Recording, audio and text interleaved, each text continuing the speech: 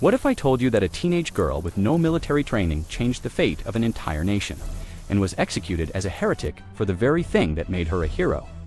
Today, we re-diving into the life of Joan of Arc, a girl who claimed to hear divine voices, led armies into battle, and became a legend, but whose story is far more complicated than the myths suggest. Joan was born in 1412 in a small French village called Domremy. By age 13, she believed she was receiving visions from saints, instructing her to save France during the 100 Years' War. Imagine being a teenager and believing God has assigned you to drive out one of the most powerful armies in Europe. The rise of a warrior. At 16, Joan convinced a local commander to send her to the Dauphin, the future King Charles VII.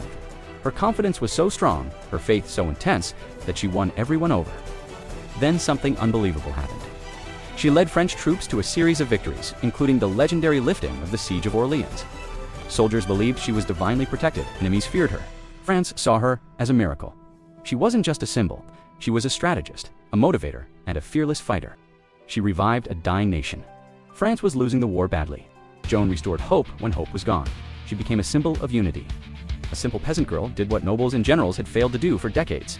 She broke every expectation of her time. A teenage girl leading armies in the 1400s. Unthinkable, but she made it real. She inspired future generations. Joan became a saint, a feminist icon, a national hero, and a symbol of courage. Joan wasn't perfect, and her story has shadows. She was stubborn to the point of danger. Joan often ignored military advice from seasoned commanders, sometimes leading to unnecessary risks. She believed absolutely in her visions. Even when faced with death, she refused to deny them. Many historians debate whether these visions were spiritual or psychological. She became politically inconvenient. King Charles VII used her when she was useful, and abandoned her when she wasn't. Her actions led to her downfall. Taken prisoner, she faced a rigged trial. Her unwavering faith, once her strength, became the very reason she was condemned. In 1431, at just 19 years old, Joan of Arc was burned at the stake as a heretic. Witnesses said she called out Jesus as the flames rose. But her story didn't end there.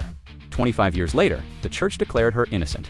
In 1920, she was declared a saint, a teenage girl who rose from a village to command an army. To become a legend, if Joan of Arc's story fascinated you, make sure to like, comment, and subscribe to ChronoClips for more mind-blowing history stories.